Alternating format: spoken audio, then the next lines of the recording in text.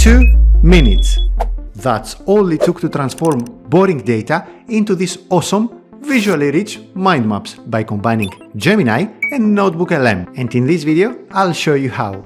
I'm sure you already know that you can generate mind maps within NotebookLM. Let's be honest, the mind maps it generates look boring. But here's the good news. I found 3 methods that will turn those bland mind maps into something actually worth sharing. Let's start with the first method. We've got this notebook about Alexander the Great. It contains several sources as you see.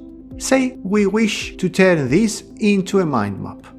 Normally, you would just hit the mind map option and NotebookLM would pick a topic and generate a mind map for you. If you wanted to share it, you would have to click the generated object, open all the nodes one by one, and this is a very time-consuming process, and download it as an image. We'll follow the same steps to generate the mind map, but instead of settling with NotebookLM boring version, we are going to use Gemini to turn it into something cool. Let's go to Gemini. Click the plus icon at the bottom and select Upload Files. Find the image that NotebookLM made and upload it. Next, time for the prompt.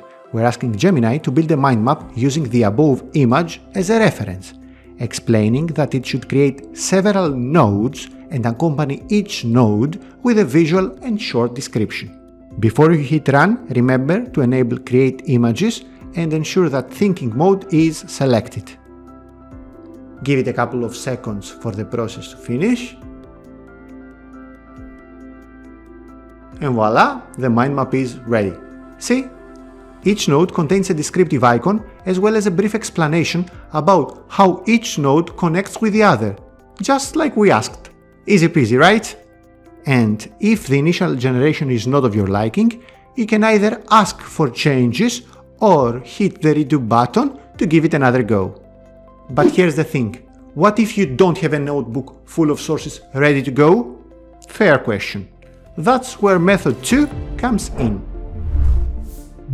For this method, we are going to use solely Gemini. No NotebookLM needed.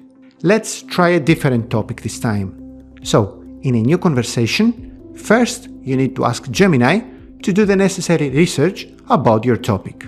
To do so, run the prompt shown on your screen. Make sure to customize the audience details in brackets with your own audience.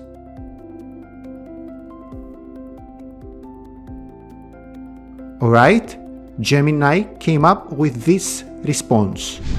In the same conversation, run this second prompt. It looks like the prompt from the previous method, but this time, instead of telling Gemini to use an image as a reference, I'm telling it to consider its previous response. Remember to enable create images before you hit run. And there you have it, a mind map about the climate crisis and its causes, fit for kids. Pretty cool, right? Well, almost. Here's the catch. While the information is probably solid, there is a slight risk for AI hallucinations. This brings us to method number 3. Method 3 is my absolute favorite because you get to specify the exact topic you want instead of accepting what NotebookLM decided to make. And unlike method 2, this one's 100% accurate because you control the sources. For this method, we'll be using both Gemini and NotebookLM, but without leaving Gemini's interface. So, in Gemini, first enable the image generation feature and thinking mode, just like we did before. But this time, instead of uploading an image as a reference, you are going to call the whole notebook. To do so, click the plus icon and select NotebookLM. A new window appears. Here, select the appropriate notebook and then click Add. Next, paste the prompt shown on your screen. All you gotta do is change whatever is in brackets with the exact topic you wish to visualize. And this is super crucial because previously we let the AI decide the topic. So it generated a mind map about Alexander the Great and the Hellenistic world. Now I'll define the exact topic I want it to focus on.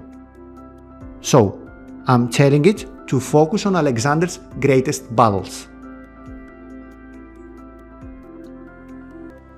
And there you have it, a detailed mind map focusing on the exact topic I want it to generate. See? The nodes are there, with rich visuals and the necessary explanations. Perfect mind map, exactly as I requested. As always, if you're not satisfied with the visuals, remember to ask for refinements or just click the try again button. Oh, and as always, you can find the prompts in the pinned comment below. And you might be wondering, what if the AI generates a mind map that contains a spelling mistake, for example?